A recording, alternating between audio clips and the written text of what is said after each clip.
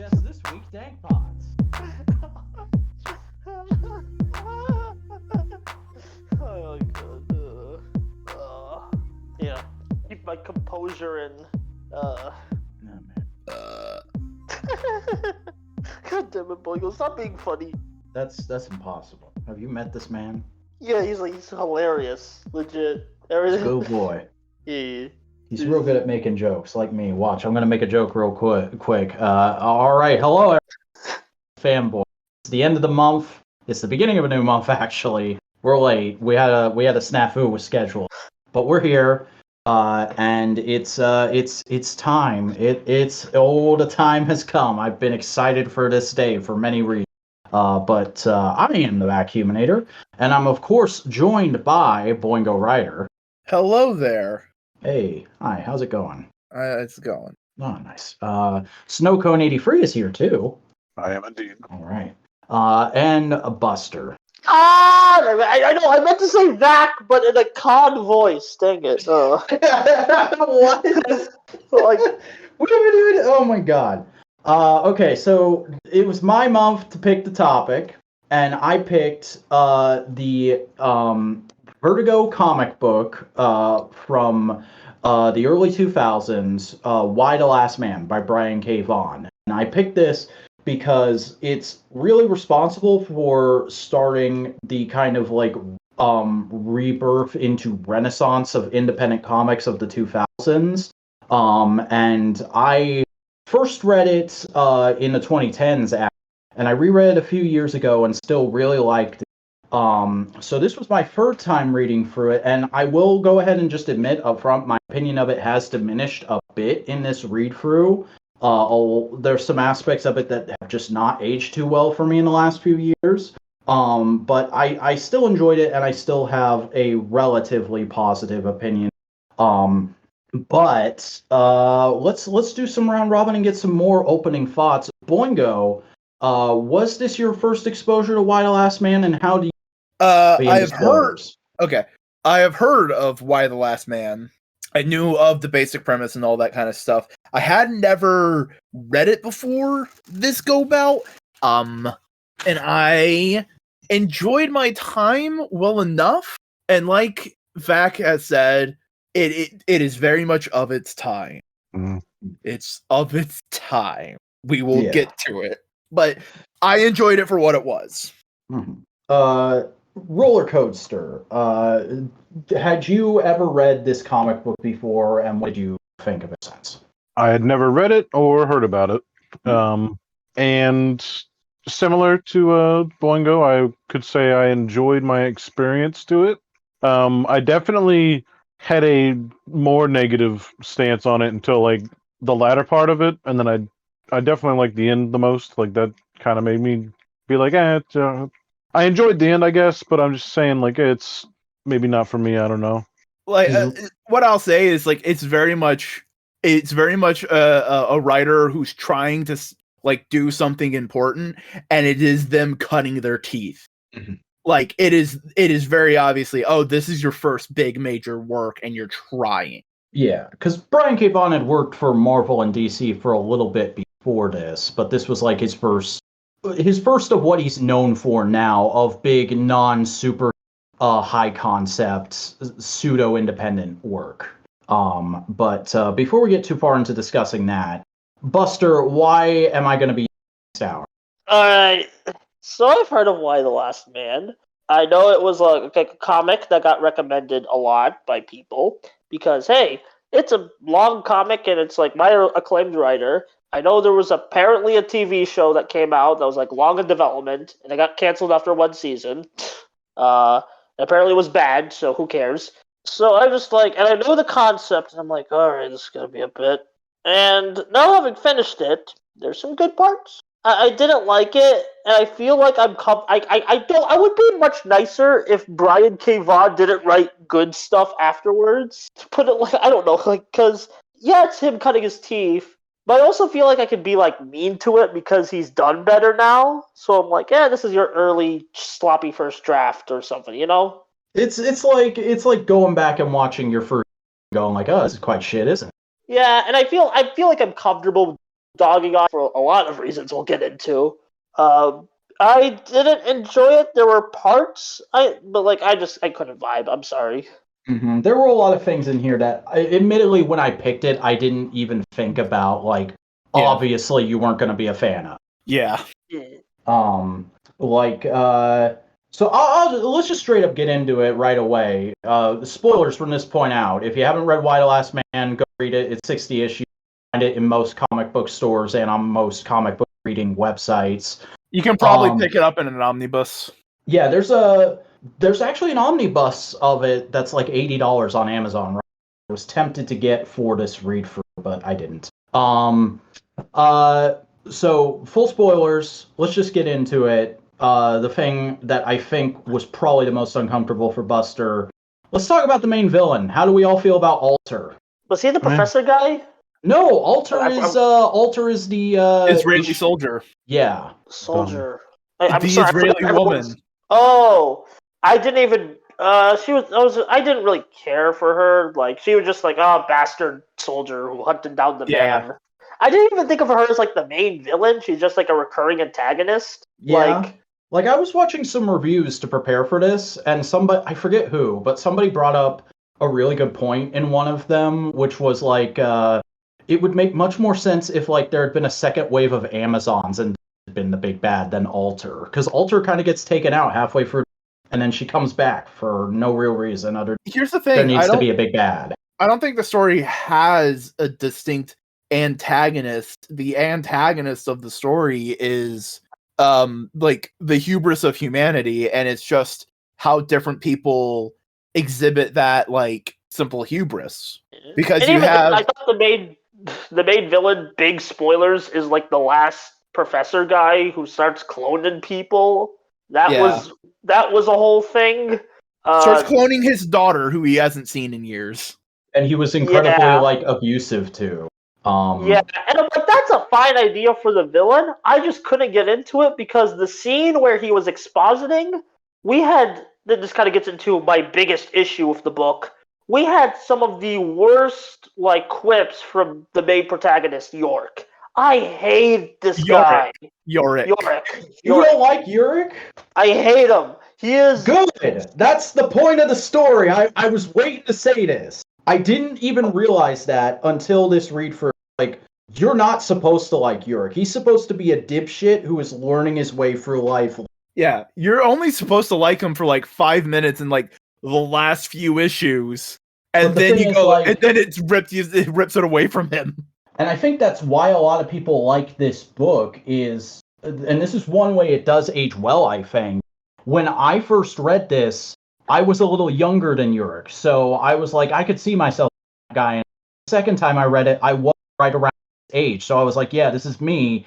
And now that I've read it a third time, I'm like, oh god, I was briefly this guy. I don't like that I was briefly this guy.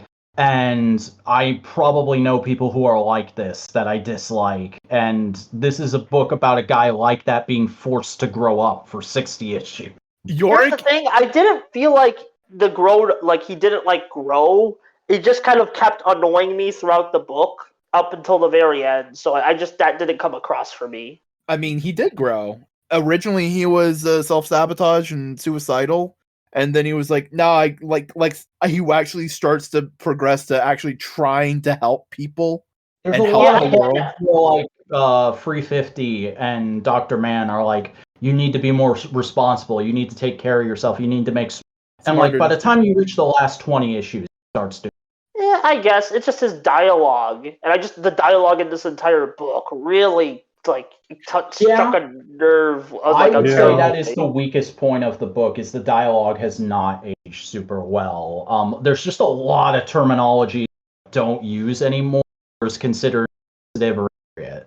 Are you like, is Fat cutting out for anybody else? Because I'm he's cutting out for me. He's cutting out for me. Oh shit! I'm sorry. Let me look at my settings. See if it's something with that. I think you just need to lower the game expectations. The gate in Discord. Like there's a slider that says like it'll only activate at this amount of volume. You need to lower it so it picks up more. Yeah. Okay, I am looking for that. Input volume? No. It would be more of like what I said it was.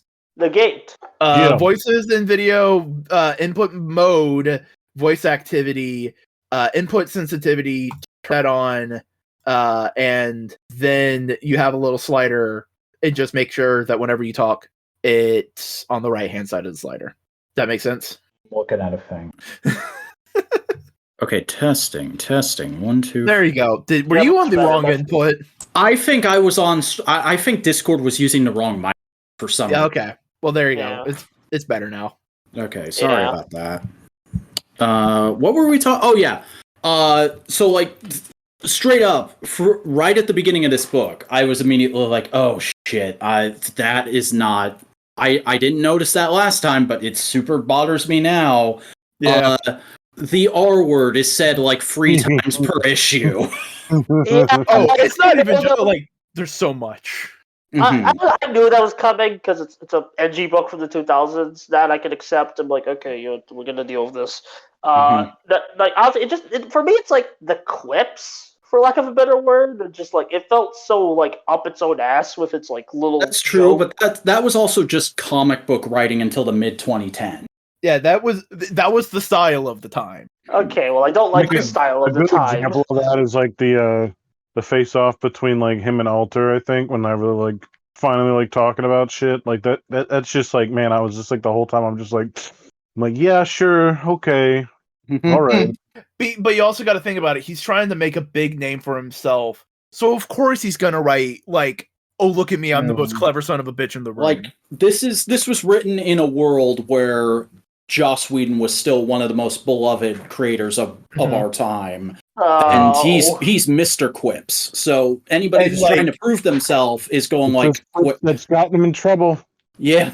Yep. And there's also like other elements of like, this is also when Brian Michael Bendis was still the hot ticket best comic book writer. And it feels, I wouldn't say Bendis-y, but it is kind of that. There's a lot of over-explaining. Yeah, Bendis-y. Like, and I think that's actually one of my biggest problems with the book is like the exposition gets really overbearing at times, and it's both due to the writing and due to the art. Because no offense to the artist, I'm sure they've improved quite a lot since then, and I'm sure they're proud of this work. It probably helped them make a name. But I hate the interiors in this book. Everything looks so plain, and it has some unimaginative panel layouts I've seen in a long time. Going, I like the character expression. I'll admit. Like, I think it is partially just because it is a heavy sci-fi story, and it's not trying to be big and fantastical. It's trying to be like realism. It wants you to get engrossed in the characters and the concept. And granted, the first 2 times I read this, so I didn't notice the art was really plain. But this time, where I was like actively trying to be really critical of it, it like I wasn't able to find a whole lot of images that for the thumbnail, and that really bothered me. Like so many other comics, it's like every other panel is a thumbnail. I mean, the covers of the book are really good. The covers they're like are beautiful. The covers are the best art, definitely. Yeah. Yeah, and they're like the best part of the book in general for me, honestly, because there's a lot of funny ones too, of like the monkey. That's the one I keep using. Yeah. The best character. Ampersand is the best character. Yeah, I like they're the biggest like that's the real last man the title's talking about, you know. I mean, yeah, technically. Because I mean, I do like the concept. I think the concept is interesting, and I think Vaughn uses it in a lot of cool ways and builds a really interesting sci-fi world out of a post-apocalyptic premise. But it's one of those things where it's like this is a story that could only be written this way and accepted in the time that it was done. Like if you tried to do this today, it would either be very different or you would get lambasted for it on social media. I did not like the concept. Like I will admit the build up in the first issue to like everything going to shit was really interesting, and I like that part. Yeah. But like I do not agree. I do not like this concept, and I do feel like it it did not it did not help because I know comic book women are like infamous for not being written well, and it kind of didn't help that reception. Like probably. Though, like, this was at the beginning of comic book women being written well. Like, a lot of people like feel like this book is so impressive because it's a man writing a lot of really impressive three-dimensional female characters for the time. Yeah. I guess that should be pretty telling of how far we've come. Yeah. I mean, Brian K. Vaughan's women in later works are much better. Like, one of his most seminal works is all about women, paper girls. Yeah, I said this on Components a few weeks ago, but like a lot of Vaughn's newer stuff, there's like issues of Saga and Paper Girls that now that I have reread Why the Last Man, I'm like, oh, that was directly him going like, yeah, I didn't do the best job with this and why, here's me doing this better. Like, the latest issue of Saga is a full issue about kids are not okay with the R anymore. Based, honestly. Like, honestly, you can even see it in the work itself of, like, later issues to basically go, like, yeah, this was kind of cringe at the beginning. I'm trying to course correct a little bit, but I'm already stuck in the thing, so I gotta keep working on it. Yeah. Because that's the thing you have to remember when reading this is Brian K. Vaughan is a really leftist guy, but he's also a really leftist 20-something white guy in the early 2000s. So there's only so far he could go at the time, or would know to go. Yeah, I feel like the core premise it just feels there's just icky miasma for me, and so it made it like hard to like get attached to anything else. It's just there's like some fun ideas, although I mean the core concept of it is an interesting just what if scenario. Well, it's also a subversion of post-apocalyptic media in general. Like, you look at post-apocalyptic media, Mad Max, Land of the Dead, Day of the Dead, all these different kinds of... all these different kinds of things. And what is the core concept? It's the big, strong, burly man saving the fucking day. Well, what if that is... a wimpy man. No, it's not even just a wimpy man. It's what if none of that is a thing? There's no men whatsoever. Yeah. All the structures that men have been involved in are gone. What happens? I do have one thought about this, and I mean, maybe it's changed a little bit, but I think even for that time, it was still a little exaggerated, I feel. Like, I don't think, I mean, obviously it would be like a massive thing to like lose the entire male population, like especially nowadays, but like I think even then, in a lot of things, like there still was like a lot of women doing certain things. Like the agricultural thing, like, I mean, like, that I think, for some reason, I just picked that to, like, fucking, like, think on for a little while. I was like, well, no, I mean, there would be just, at most farms, somebody there who knows how to, like, some woman there who knows how to do that shit, like, guaranteed. And like, honestly, I think... forever, like... I think that... Sorry. Hold on, I'm being hailed. Wow, you're gonna interrupt me and leave. Yeah, I mean, definitely one that I had to think about for a minute, even the first time reading it, when, like, right at the beginning of the series, when you hear about, like, oh, this person who's, like, 25 positions down the line now becomes the president because all these men died. I had to, like, go back and check American politics at the time. Oh, yeah, and, that's like, real.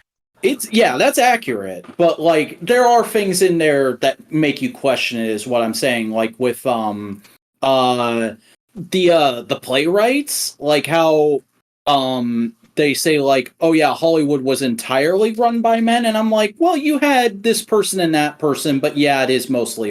I feel like the book emphasizes statistics a little more so to help make its points at times. And I don't entirely know that for a fact. Yeah, I mean, like, that was just, like, kind of, like, my first reaction to it, is I was just like, man, I don't, like, I mean, I can't say that it wouldn't be, like, massive, because, like, just losing that much people globally at once would have dire, like, consequences anyways. The fact that it was all men, you know, obviously, like, is a whole nother thing, too. Like, that's it turns to be a little bit more interesting thinking about, like, okay, well, that means most, like, organic life is going to be around. I mean, there's still a lot of stuff that, like, reproduces asexually or is capable of like at least like holding on to like eggs or whatever for like ever, like as far as animals go. But Yeah. I don't I know. will say I like that they never offer a proper explanation for it. Yeah, that's for the best. They give all these things of like it could have been this, but they never go. Hello. Vacuum, we can't hear you. Did I cut out again? What the fuck is happening with my mic tonight? Is your like internet connection all right? Maybe it's that. Maybe I like thought you're it was fine. blipping in and out. This is a mess. It is what it is. Yeah. What else did I? It didn't really. It says it's fine. All right, you sound fine right now. So. Okay. I don't know. What else do you want to talk about related to this comic book? Comic book. I mean, I guess we could get into like some specific parts of the story and start going like more into arcs and stuff. I don't know. It's hard talking about comics without here. Yeah. It's also just like I barely remember. Like I finished this, and like we were supposed to talk about this a week ago, and I already kind of forgot a lot. Yeah. This is why I tell you not to speedrun stuff. Yeah. I took one singular note. Oh, what note did you take, Codester? White boys look like shit bald. They do. A line, a literal thing. Is it like 335 says to York? 55, but yeah. I just like honestly. I think my thing. Maybe this is just a personal thing. I kind of wish, like, instead of like I just with all the to go back to like the dialogue part. I kind of wish like it took itself a tad more seriously. And I get it, like it's like a dark comedy or like a comedy action drama. But like I don't know. I like sometimes it just took me out of it when they just kept cracking wise, and I'm like I know it's like a weird situation. People being people, though. Like I think the comic takes the world seriously enough. It's the main character who's a fucker, and people regularly go, "Hey, stop being a fucker," and that's part of the joke. Yeah, it definitely tries to take a lot of the politics seriously because that's kind of like the main focus. But like that also probably lends itself to why like I think. As like a total package, I was like, sure, this is fine. I'm glad I like experienced this, but like stuff like this and like even like The Walking Dead, which I know is good and I've enjoyed reading parts of it. I just like I'm not interested in like reading about like apocalypse stuff, much less usually watching about it. Sometimes the only way I could take that kind of setting is video game style, and I still get fucking bored with it. So like I don't know. And I will agree with you on that to an extent. Like post-apocalypse just as a genre isn't inherently interesting to me, but I feel like if you do something different enough with that base premise, and your characters are fun enough, I can get into it, and that's why I think I enjoyed this the first couple times through.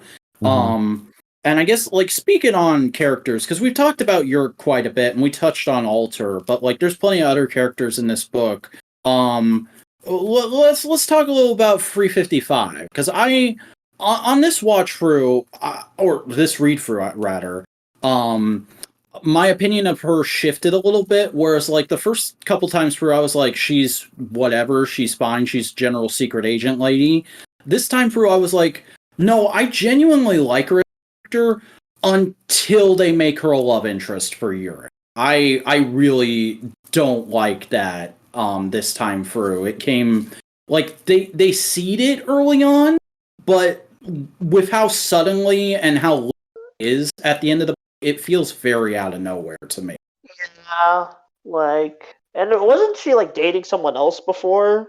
Like, no, they say like she's had partners in the spy group she was in, but they didn't say she was ever with anyone romantic. Oh no, I was thinking of the scientist, not the guard. Yeah, sorry. Yeah, I don't know. Yeah.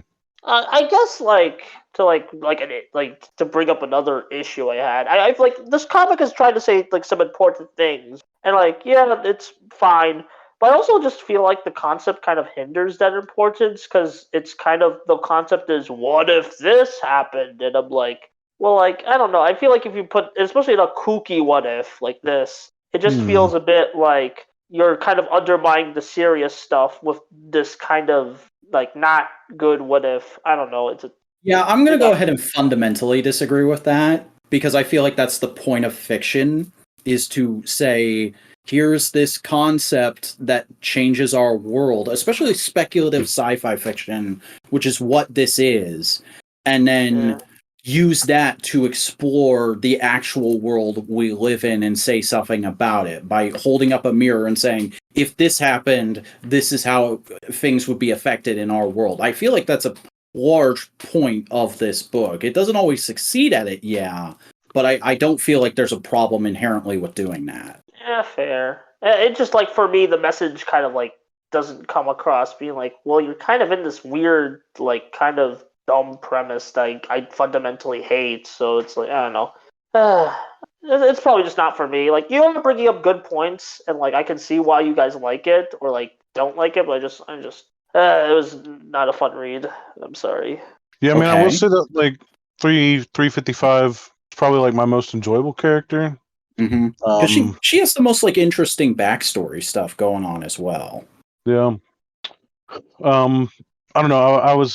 I've been kind of thinking about it because, like, this dumb little thing. I think maybe the very end with Yorick might be a reference to Sweating Bullets, unless that's just not already a reference to something else. Sweating Bullets being the Megadeth, like, song / music video, because it's like the lead singer in a straitjacket, like, balding with, like, white hair, and he's like, the song is like him talking to himself. I'm gonna look up when that came out, because that issue came out in 2008. It'd be the fucking 80s. So I don't know anything about Megadeth. Sorry, but the music video sounds kind of has like a similar vibe to like that last scene, and like the song is, like I said, it's like him talking to himself. Mm-hmm. I can see it. It feels like something right. I will say I did still really like that last issue as kind of like an explanation point on the thesis of the book, of just like, hey, in case you didn't get it, this book is about, if you're a young 20-something, you need to get out there and see some shit in the world in order to become a real person. Stop being a fuckboy, go touch grass.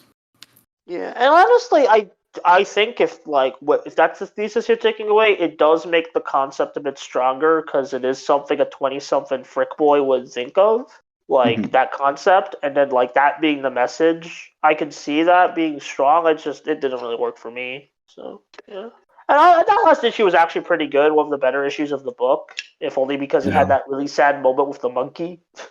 Oh yeah, that actually made me a bit teary-eyed. Not gonna lie.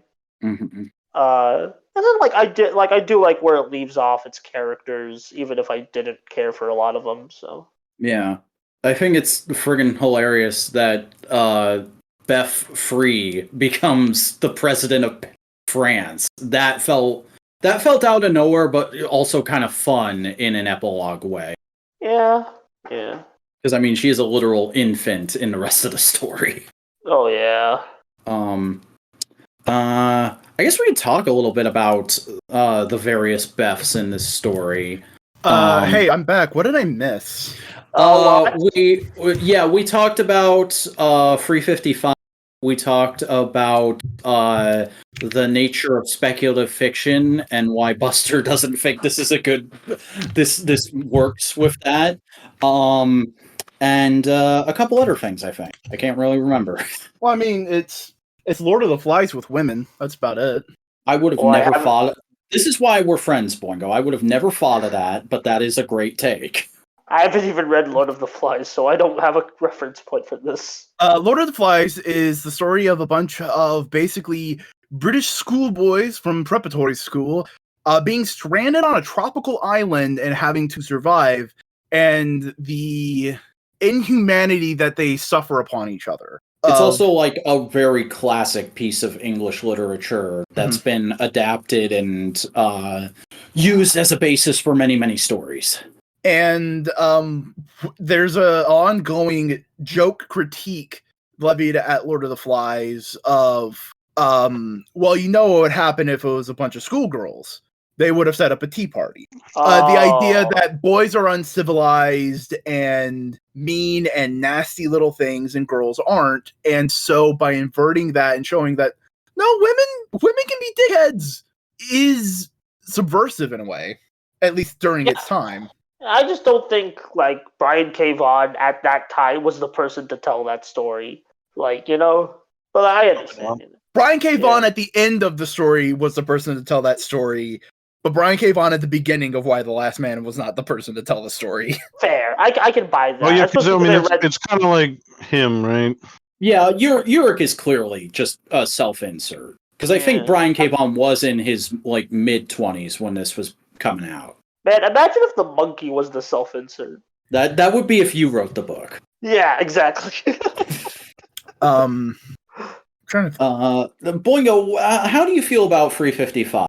Because largely our take, I think everybody kind of agreed that like she's a cool character, but she didn't need to become a love interest. Yeah, it's understandable. I think ultimately, midway through the story, Brian K. Vaughan took a look in the mirror and was like, oh, I'm not happy with what I'm writing, and tried to pivot it. Mm-hmm.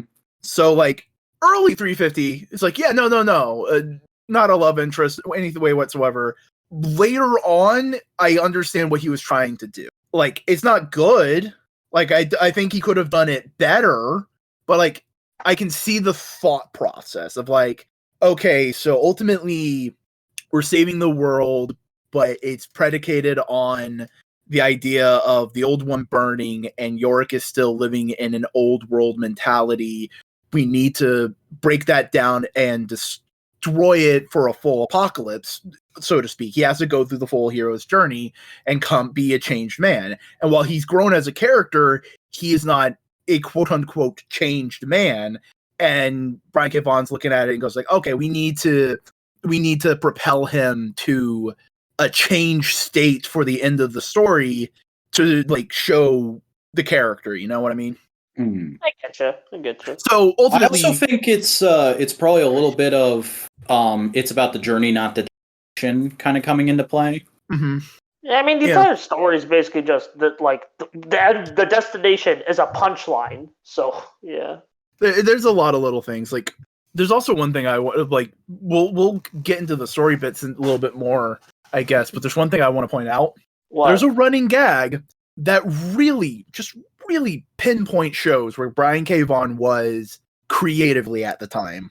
What was the running gag? The fuck communism lighter. Oh yeah, that's right. Because that's not a like, oh, fuck communism, haha, funny lighter. That's a reference to a comic book. You want to know what the comic book was? What? Oh, I don't want to know. It's Preacher by Garth Ennis. Oh, of course it is. God damn it. Yeah, that was one of the biggest independent books at the time, wasn't it? So, yes, of course all of it's dumb and edgy. He was reading Preacher. Or just he was reading Garth Ennis. I mean, Preacher was his biggest work. Yeah, you gotta remember, like, again, this comes from a very different time in comics when, like, Garth Ennis and friggin' Brian Michael Bendis were two of the biggest names, most beloved by comic book readers, because the large section of comic readership in America was still 20-something white dudes. Yeah, this is like post the crash of 90s, right? Mm-hmm. It wouldn't really get to where it is now until like the mid 2010s. Yeah. But no, I just felt like we should have that in the front of our heads of like, this is a man who was reading Preacher. Oh, was Boingo here for my comparison to Sweating Bullets? No, he wasn't. No. Go ahead. Oh, I was saying that I think the final like scene where it's like York talking to like clone York it might be a reference to the music video and song by Megadeth, Sweating Bullets, because like he looks he looks the same as like fucking old York, but like the whole point of that song is like he's singing to himself. It's like him talking to himself within his mind. Yeah, I could see that. And I said, like, that's the issue where Vaughn just goes, okay, in case you didn't get the point of the book is you have to go out and see the world and do shit to become a person. Stop being a goofy 20-something living at home. Stop being a fuckboy, go touch grass. Yeah. Yeah. Like, I think a lot of this book I can understand and even appreciate some of its themes. I just can't enjoy it to the full extent. Honestly, this book needs a remake. Yeah. And I think Like, it's on the TV show, but that didn't work out. But like, well, I think a big problem here is like there's a real disconnect of like Buster, you are the generation after the generation that was this book was intended for. And we're a part of that generation, but we're also at a point now where we can look back and go like, yeah, that wasn't the best. Whereas you're just like, no, this at least it's coming off to me. Like you're thinking, no, this wasn't good at all from the start. Half and half. Like, I can understand why people thought it was good back then, but I just don't think it's good now, and now is kind of what matters right now, so... I mean, that's one way, that's like a very valid way of looking at media, but like, you gotta understand where... Yeah, I understand where you're coming from, and like I said, I'm name an appreciating independent comic you've read, 9 times out of 10, I guarantee they read Y the Last Man and were influenced by it. Yeah, like, I'm not saying this book doesn't have a right to exist. I could, like, I still think it should exist, if only for me to laugh at the bad bits, because there are, like, I do like laughing at bad media sometimes, but also, it's like I don't know, I just didn't enjoy it, and I gotta be honest with myself, you know? You also just seem like you and I'm not saying this to insult you, Buster, but just like looking at your videos and stuff, you also seem fairly incapable of having a historical perspective on most things. Like occasionally I get that, like writer 1971 video, but for the most part, you usually come off as looking at it from the perspective of right now and not this was a thing that happened at this time and it led to all this and it came from all this. Well, like, I'm learning, you know, it's like, it's a growth thing. It's like the message of the book. It's like, you know, you gotta get up and do things to, like, get a new perspective and learn new skills and stuff, you know? Yeah. Well, I mean, it's not like either one of those perspectives is incorrect.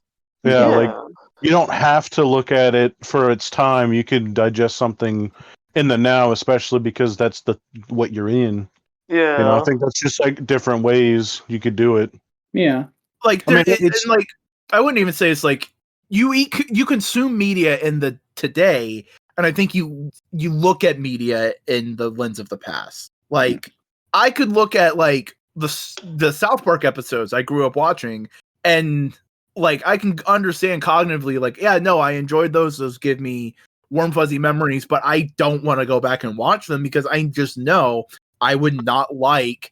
It might not be that bad. What? Yeah. Might not be that bad. No, I'm not saying it's like, but you know what I mean. Yeah. Like, It's like back. Like, you read this comic twice before, so it's like you obviously have a different perspective than mine, and that's valid. Oh yeah. Yeah. So just like yeah. And I mean, I can also agree with what Boingo's saying there. Like, I think I said, I don't remember what on recently, but somewhere recently I said, like, I love the Unicron trilogy. It's my childhood, but I'm never going to, because I know those shows aren't going to. Let's watch the Japanese sub. Meh. I mean, I think you might not be giving it an honest. I mean, I don't know. I think like, especially Armada is like probably worth watching again. Most certainly. Just like, if you're going into like Armada expecting like what they do with later Transformers series, it's for what it is at the time, which was a fun Saturday morning cartoon developed to sell toys. And that's why I think there's such a disagreement with all of us for Y the Last Man, bringing it back. Because what it was attempting to be was this big, grand, epic of a story, and it's like looking at like a big, giant major highway. There's a lot of infrastructure there, and while it may have looked really pretty when you first built it, as time goes on, there's a lot of potholes. Like, I should say, for as much as, like, I feel like I've been a lot more negative than I intended to be into, but, like, the first time I read this, I was as enraptured with it as I was the first time I watched Breaking Bad. Like, I was that into it. And the second time it was less so, but it was still kind of in that neighborhood of like being into it. And this time it was full on like, okay.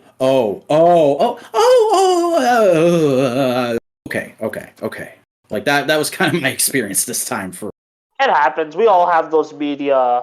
Like there's like some internet web shows that I go back to, and I'm like, oh yeah, that was cringe. That was cringe. That was pretty okay. That was cringe, you know? Mm-hmm. I mean, cringe is dead. I'm so happy I grew up watching Adult Swim because I still go back and watch the same shit I grew up watching, and I'm like, yep, still good, still good. Must be nice.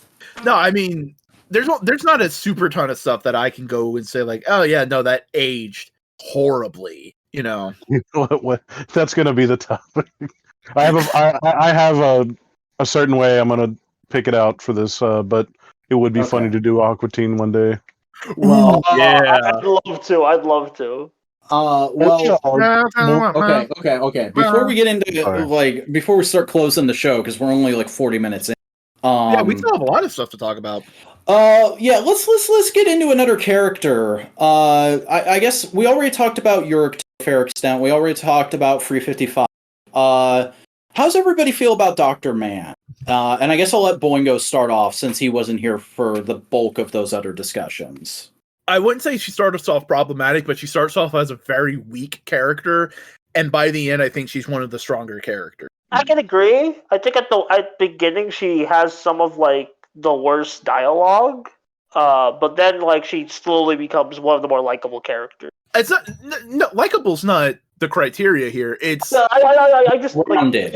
Interesting. Like she starts off as a very, I wouldn't like it was a trendy tropes at the time of like, oh, here's the scientist. She like all these little bits and bobs, right?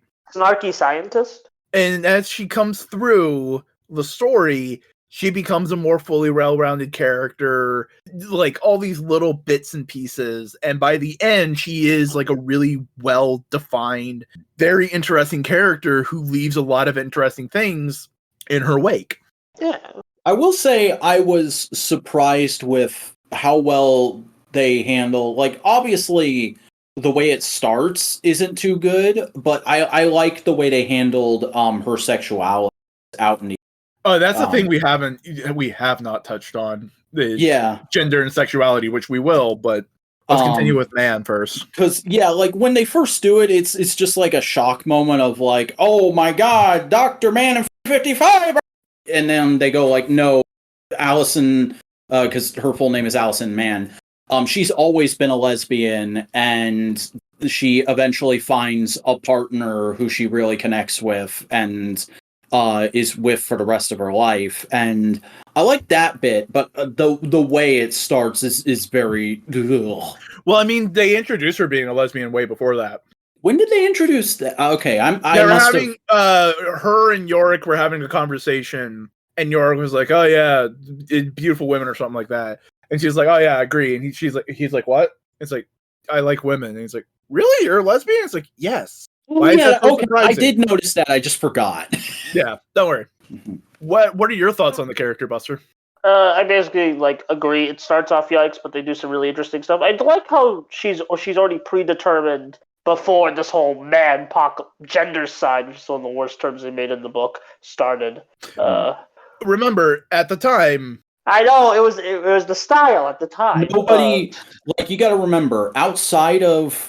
Okay, let's just get into this. Okay, now. Buster, let's just Buster. talk about this. You got to remember, lesbianism was just a brand new hot topic thing because of Ellen in popular culture. Yeah, like we should be clear. Lesbians and transsexual people had been around for centuries before then, but it wasn't something in popular culture until very recently, and that's why it's used the way it is in this book. And that's why I was referring to the term. Like the term gender side. I'm okay with the term didn't sit right with you, okay. Yeah, but that's what I'm saying is like at the time, the majority of straight cis white people didn't cognitize the difference between sex and gender. Like they had just kind of gotten used to the idea of a gay person, and then they were like, "Oh, women do that too? What?" Oh, look, no, it's not. I don't even think about that. I just think it's a dumb term.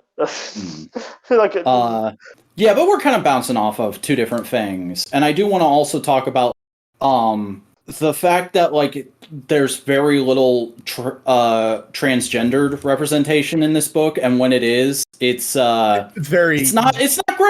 It's ropey. Yeah, The only one I could think of off the top of my head was that cross-dresser, I think. And that's, I don't even think that counts. It was like There's there is a repeated thing in the story of they keep saying like there have been a lot of female sex workers have started dressing like men now to cater to clients.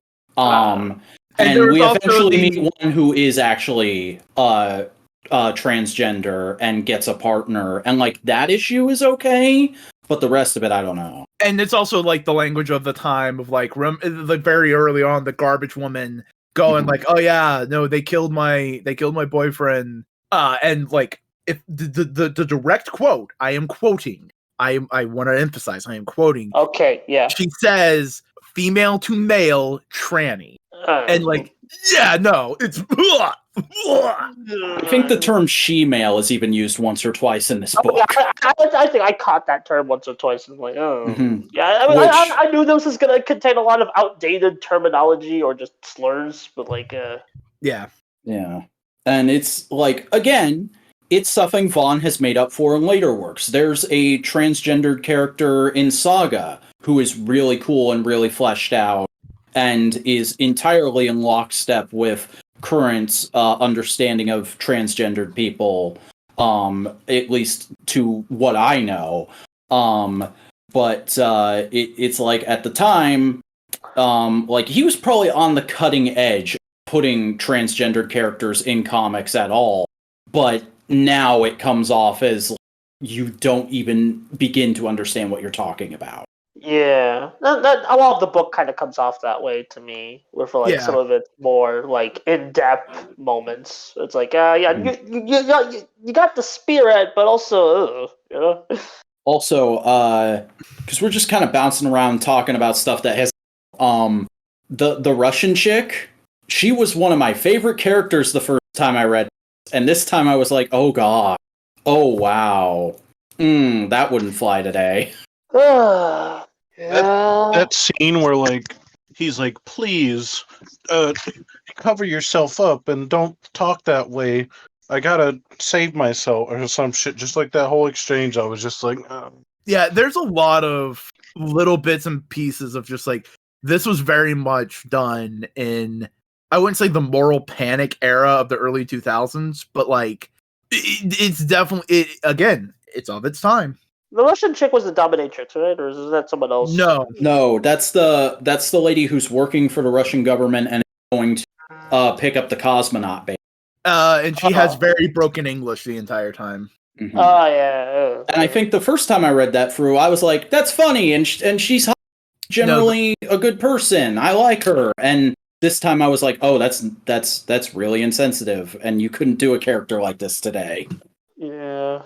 Because that's playing on a stereotype that even predates this book, like a fucking 60s Russian stereotype. Yeah. I'm just like, I think the only thing, like, again, like, I'm glad Kayvon has made up for it, and I just and like it's still Buster, I love how whenever you even remotely don't like something, you act like just talking about it at all.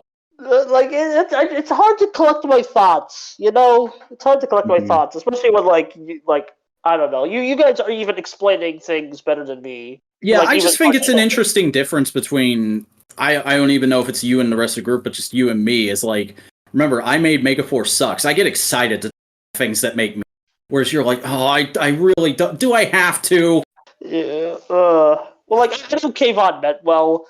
It's just like, right now, this book's existence in the modern day of like those, I'm just worried some like rage anti-SGW YouTubers is gonna take it and just be like, remember when comics were better? And I'm just like, I know Kayvon would make fun of that person, but just like they would use those assholes would use this book. For, like, I mean, I did unearth like reviews from early YouTube from like shortly after the book wrapped up that were very positive. And we're 20-something white guys going like, this book is so brilliant. Look how it builds up in the first issue, and the world's just so fleshed out, and just throwing out what I like to call critic buzzwords when you're that you use a lot when you're starting out as a YouTube critic. And I know what you mean. And just going like, this thing is good because it has world building, and I'm like, I agree. Characters. I agree, but also, like, the world building is very hit or miss.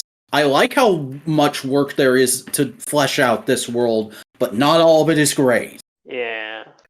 The book is the epitome of there was an attempt. It is the comic book of all time. Fuck off! Don't you fucking dare use that in my presence again. Okay, I'm sorry. But that's also why I say is like it would be really fascinating to see Brian K. Vaughan like reboot it, revisit it, redo the work with like not necessarily just like modern sensibilities, but just like better writing. That's how's he's grown as a writer. How he's that's what he should. I just had this. I just realized when he finishes Saga, he should just straight up put in, at the end of the last issue, coming soon from Image Comics, Why the Last Man, new progressive edition. God damn. But like, okay, actually, here's what I'm gonna suggest. He should do like an epilogue issue, or an extra epilogue issue, or just like an extra like 20 years later issue, or some shit like that's a just sequel like, series. Not just more just a one shot of just like here's 60 or 80 pages of exploring this world after 20 years after the end. Mm-hmm. Like maybe being transgender has become way more accepted in the way it is now. All the backlash. Yeah. I don't know. Like I think there's a potential there, but also it's like I'm not like rushing him to do it. He's still gonna finish Saga after all. Yeah, but like with more experience and understanding of like being able to more fully realize Yorick's character arc throughout the story, more able to actually like plant the seeds that they would want that he would want to plant for like characters where they end up and do anything like that. Maybe point out like different little bits, explore the aspects of the world that kind of got glossed over, or re-examine the parts that like in hindsight an understanding of like Cody said earlier, agriculture. There's plenty of farm women. They would not be running out of food. Maybe not have a whole issue about a white woman going on a spirit walk. You know, there's a lot of little bits and pieces like that's why I think the latter half of the book is after a pivot, because it goes from post-apocalypse to basically, all right, we've gone through the apocalypse. We are now rebuilding society and exploring that. Mm-hmm. Yeah. Because I just realized I think the book does carry on in real time, doesn't it? Yeah, to an extent. Mm-hmm. But like a hackneyed writer would have it be the apocalypse the whole way through. Yeah. And like the end is finally when they start rebuilding society. It's like, no, about midway through, women have basically gotten their shit together and it's like, all right, cool. You make food, you build energy stuff. Let's run this shit. We're doing it now. Yeah, like isn't there an issue where they cut back to DC and it's like the Republican wives are still arguing that they should have their husbands' positions? That was like in 10-ish. Like they after the big thing of that, I don't think they ever revisited that. Oh, okay. I feel like there was something like that though, where I was like, wow, they're still working on this in the government, which I guess is somewhat realistic, but still. Yeah. What were you trying to say earlier, Buster? You guys were mentioning, this needs a quote unquote this has potential for a redo, and I already mentioned the TV show, and I just realized there's a good ending and bad ending to like 2000s comic books getting adapted into modern day TV shows. The good ending is the Invincible cartoon. The bad ending is the Why the Last Man drama. Because like there was a lot of behind the scenes stuff. Yeah, I know that took forever to get like even a season made. But like but even then, like the Invincible cartoon kind of does these things you guys wanted. Like they're like kind of tweaks the material for the modern day, like how you guys are describing you could have done for Y. And granted, those are two fundamentally different stories, but like you get the idea, you know. You want to know what else is fucking crazy? Just getting outside of the comic for a second and talking about Vaughn in general. Amazon has done 2 shows based off of Brian K. Vaughan works. They did a Paper Girl show and a Why the Last Man. The Paper Girl show was all right, but it changed a lot. I didn't actually watch the Why the Last Man show because I just heard from everybody that it was terrible. But both got canceled after their first. And apparently Amazon is still hounding him to give them the rights to Saga.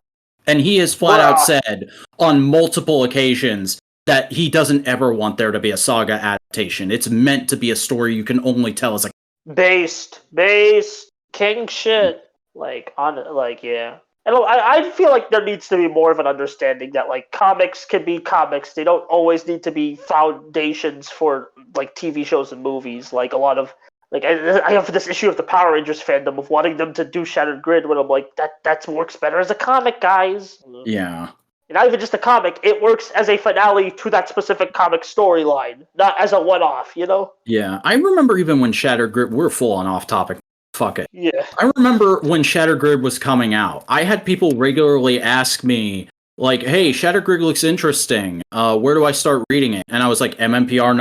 What? I have to read all of this writer's run to understand the big event they're using to end their run? What? Well, that makes no sense.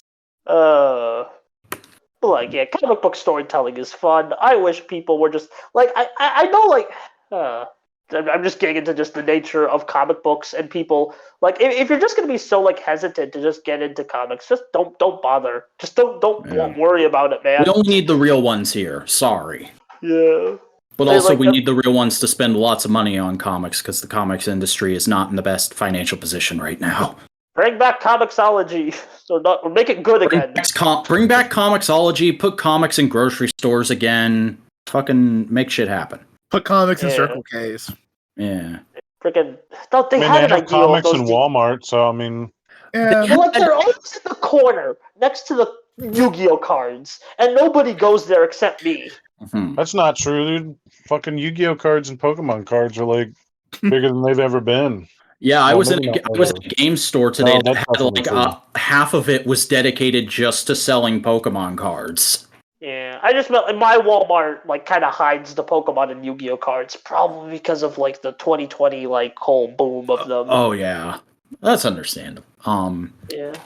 There's also just I mean, there's comics in like the toy aisle, but they're independent and they're not like recognizable names. Yeah. Yeah, like I there was like this like in Walmart. You need to be able to get Batman and the X-Men as you're checking out. Yeah. Freaking man, we're just way off topic, but like, yeah. Yeah, the fucking Boingo, what's a random topic from the comic you want to touch on? I do think it just really shows Brian K. Vaughan's strength as a writer, that while he was inexperienced, he was able to like explore other aspects of the world through other characters and not feel out of place. Yeah. Like we step away from York and the crew for a couple issues and we go see the Play People, we go see the Garbage Woman like corpse barrier come back. We go and visit them for brief moments in time, and it doesn't feel out of place. It's like it's paced well. Speaking of like strengths, Brian K. Vaughan as a writer, I found the book like even if I wasn't liking the material, there was just something about it that kept gripping me. That just like I gotta read the next issue. I gotta know what's happening. He understands comic structure really well, I think, even at this stage. Yeah, like he knows how to turn the page, for lack of a better word. Mm-hmm. Cody, do you have anything? Because you haven't talked a whole lot this episode. Do you have anything you want to touch? We haven't got. I mean, there's not too much to be said. Like I said, I mean, like I don't know. I tried to have more constructive things to feel about it, but it was just kind of like yeah. I mean, I definitely agree with like I think the premise of the story could be interesting and like worth a revisit. But like then again, like you know. Stuff like that has been done before too, so like, oh no, who fucking knows? Who cares? I don't know. I'm just kind of tired of like. And honestly, Cody talked like what? I'm saying Cody talked way more than in like the Chainsaw Man episode. So, and I thought he brought up some good points. So, good job, Cody. I just want Cody to talk more in general. You just love the sound of his voice. Yeah, it's very. I mean, who doesn't love the sound of his voice? Wow. But no, I mean, I don't know. I do like the art a lot. Like I did probably enjoy that the most. Like I don't know if that's like a nostalgia thing or what. If like I just have like a bias towards like early 2000s like comic book art in some ways. That could be true, maybe. I could definitely see that because like as much as I was down on it again, as we keep saying during the episode, it's very of its time. This was kind of the style of comic art of the time. I'm just much more used to. I'm reading a lot of stuff month to month now. I'm used to modern books where like there's a couple splash pages per issue and and they always try something interesting going on each page. One thing I tried to do that I will say that I'd be more interested in, something that like I can't really provide myself is like I wanted to see other people's opinions about this instead of just like, like the regular. I don't know. I wanted to see like more. I found like a couple of like other people talking about like the TV show, but I just wanted to see like some more interesting opinions from like other perspectives. And there were maybe I didn't look hard enough. I don't know. Yeah.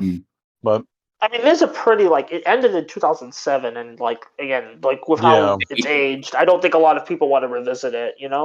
It's I think it's much more fondly remembered as like an important for its time piece rather than a work that stands the test of time.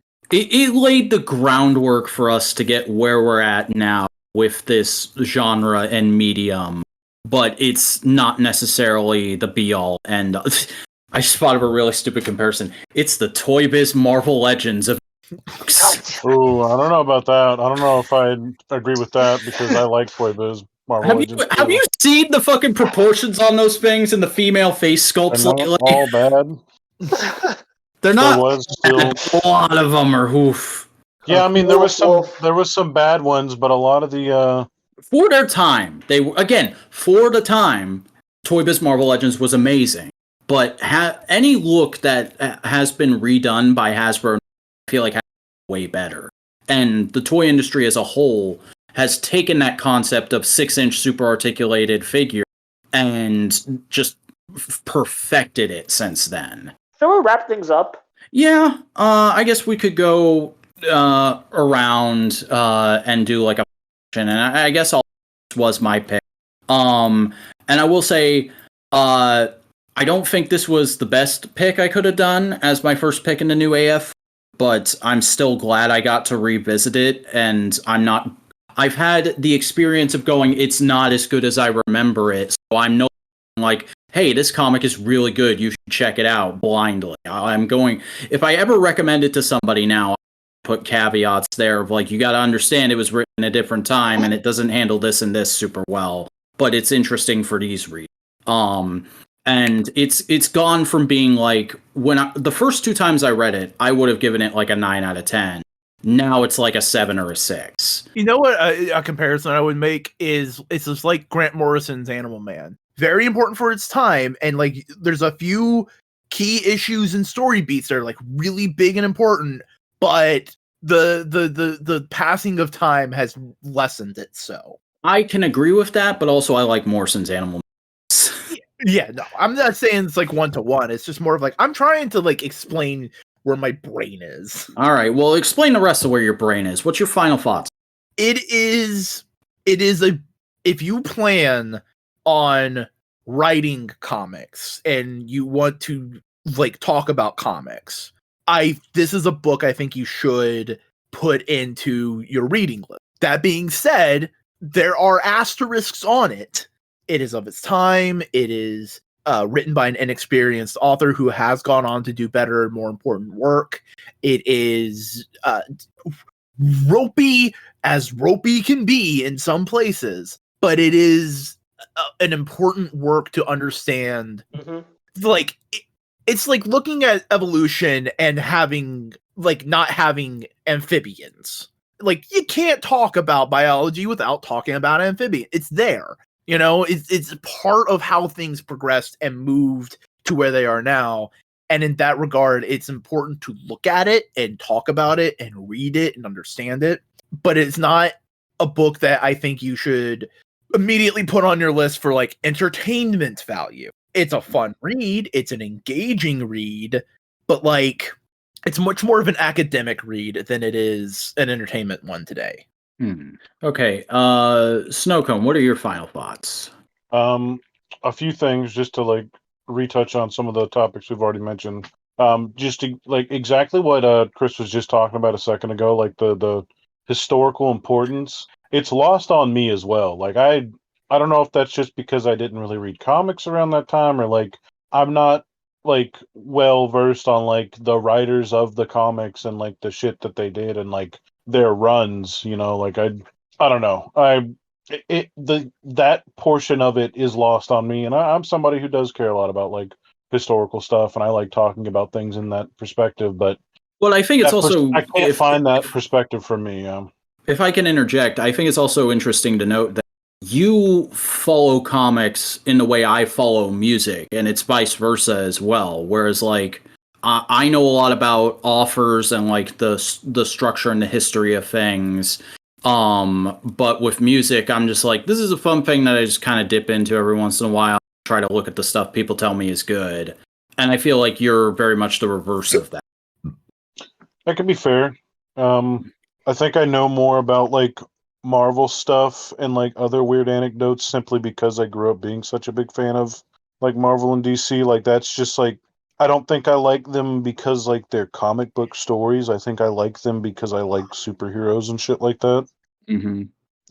Because like I said, I mean, like I love The Walking Dead, not the show. Yeah.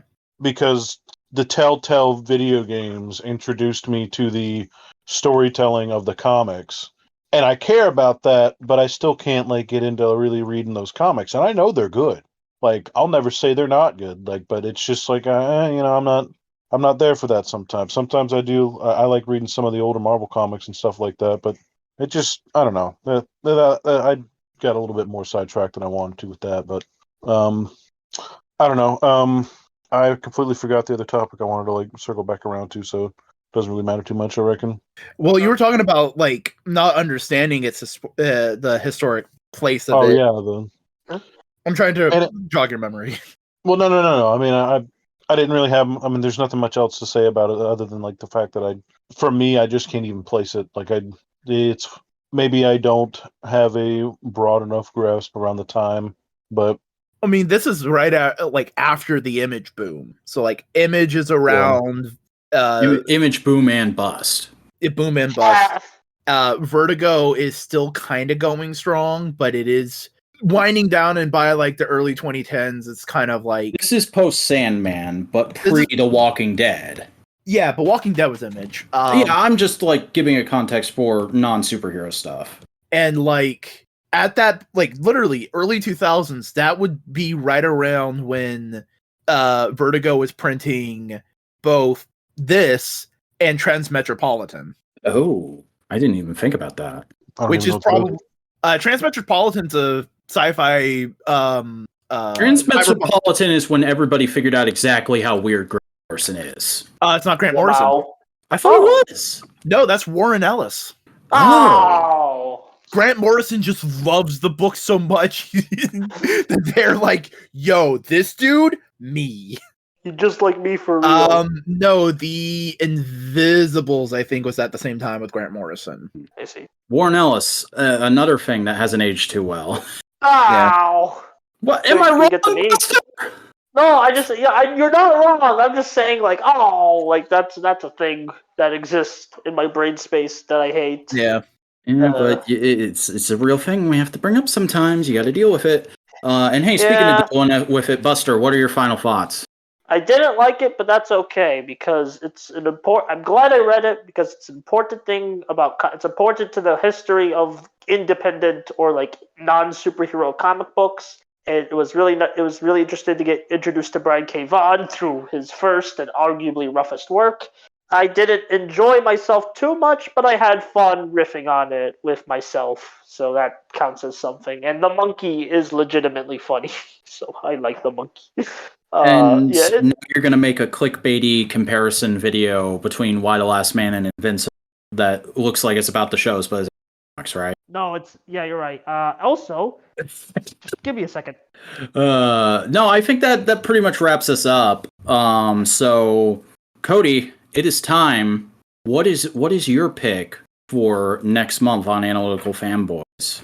Okay, I've racked my brain a few times on what I kind of wanted to pick, but I decided that what I'm gonna do is I'm gonna tell all of you to pick a number, and as long as Buster is here, then we're just gonna roll with that, and I'm gonna do it that way because I was a little indecisive on this. I think Buster is in Buster is in text mode. They can't talk for whatever reason.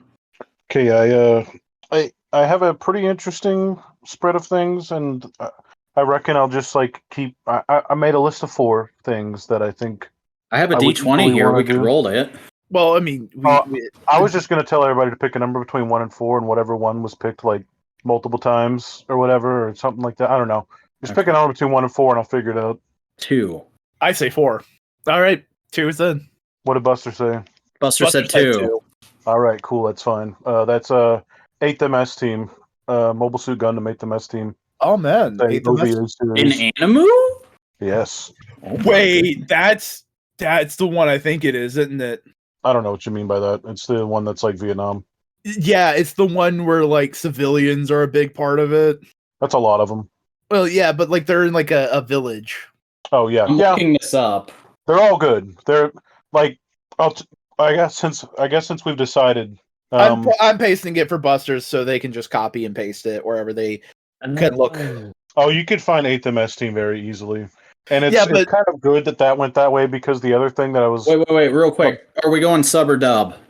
I like the dub. It is a good dub. Usually Gundam has good dubs anyways, like modern. This looks like an old show. I can probably tolerate the dub. Either way, like it's good. Oh, this is from 96. Yeah, it'll have a good dub. Yeah, no, it's well for one, like I don't think I've experienced there might be a cut of the original Mobile Suit Gundam that might have a different dub or like a less good dub, but like other than that, the dubs and subs are usually all like well received. From what I've seen. It's on Hulu. Gundam's not dubbed by Funny, is it? I don't know. I have no fucking idea. So if you have Disney Plus, the Disney Plus bundle that comes with, excuse me, that way. Yeah, no, it's done internally. It's not done by Funimation. It's done by Sunrise. Good. So it's Bamco. Okay. Yeah, no, they like their ability to make good, like to tell their stories the way they want to, just is very important to them. Like that's one of the reasons why we haven't seen anything on the still in production live action Gundam series, because they the only way they'd agree to it is if they had, and I quote, full creative control. Well, I mean, last time they didn't, we got the Canadian Gundam. Yeah, that'll be the thing that's not good probably in Gundam. Like everything else I could say is probably good, or at least solid. That one probably no. I mean, they wanted to. Yeah, G-Saber, I think it is. We're getting off topic here. But let's go ahead and close out. Next month, end of April, beginning of May, we're going to do Mobile Suit Gundam, the 08 THMS team. 8th MS team. The 8th MS team. I was trying to like phonetically say it so people would understand how to look it up if they didn't know. If they couldn't figure out 8th? The only thing would be like the 0 before it. 8TH, dude. And you could probably also just find it with like MS team. Mm-hmm. Yeah, it's the only one named like it. It's not very long. It's only like 12 episodes too, I believe. Yeah. Oh, hey, it was also OVA. That means it's going to be intense. Yeah. It's a late 90s OVA, but do you want me to name off what my options were? And we can get into this whenever. I don't care. Yeah. I was going to say let's save that for next time. Okay. But right now, let's go ahead and close out the show, gentlemen, with the usual plugging and tugging. True Buster, where can people find you on the internet? Is Buster may not be able to mic themselves, so we may have to. Oh my god, okay, fine. Buster's content is on YouTube at Buster. They are also on Twitter at BusterBluey3. They are on Tumblr at BusterCorp. Or Buster Corp plural. So go check that out. They also have a TikTok. All their links will be down in the video description. And they make good content talking about tokusatsu and cartoons and all kinds of stuff. Cody, where can people find you on the internet? My most active presence is on Instagram, which is never_robot. And I will hopefully be posting more toy photography on there as I'm moving into some interesting toys to photographize. Nice. I'm very excited for that. Boingo, where are you? Who are you? What are you? Hi, I'm Boingo. I do a variety of content on the internet. I stream on Twitch. It's a little whip right now, just work in progress, just figuring things out. Just because it wasn't working quite the way I wanted it to. So I'm changing it up. You can find me on a variety of social media platforms, Twitter, TikTok, and Instagram at boingo_writer. And you can find me on Tumblr. A link to that is in the description. And I'm on YouTube. I make a variety of content on YouTube, including scripted video essays and editorials, and a weekly, as of the time of this recording, review series of Kamen Rider Geats called Gateway to Geats, and a shorts review series of King Oger. So go follow me there. Check out that stuff. Nice. And I am the Vacuuminator. I make weekly videos talking about that interest me, really just ranting and raving about things like tokusatsu, toys, things like comic books. And you can find all that on YouTube, Vacuum, Instagram, where I post daily action figure photography at _Vacuum. I also have a TikTok where I post clips of my videos, and I have a Tumblr which just kind of aggregates everything. And that's thevacuuminator.tumblr.com. But this podcast is a production of Modular Media. We do all kinds of stuff here. We have Components, which is our weekly hangout and talk with guest show. We have this show, obviously. We have Twit, This Week in Toku, where myself and Buster discuss all the latest news and new releases of Japanese live-action special effects. We have the No Prize podcast, which is regularly live weekly comic book podcast, and also discussing adaptations like the MCU with myself and Boingo. And if you want to check out all that stuff, help us out in the algorithm. Like, comment, subscribe, ring the bell, all that good YouTube stuff. Follow us on Twitter at the Modular Media. Follow us on Tumblr, Modular, and join our subreddit /media. But folks, that is going to do it for this edition of Analytical Fanboys. Thanks for sticking it out with us for this discussion. Hey, if you made it this far, comment down below, Dr. Men, just to piss Buster off. And we will see you back here next month for our discussion of Mobile Suit Gundam, the 8th MS team, which is a 12-episode anime OVA. Oh boy, isn't that going to be a fun time? See you then. Bye-bye.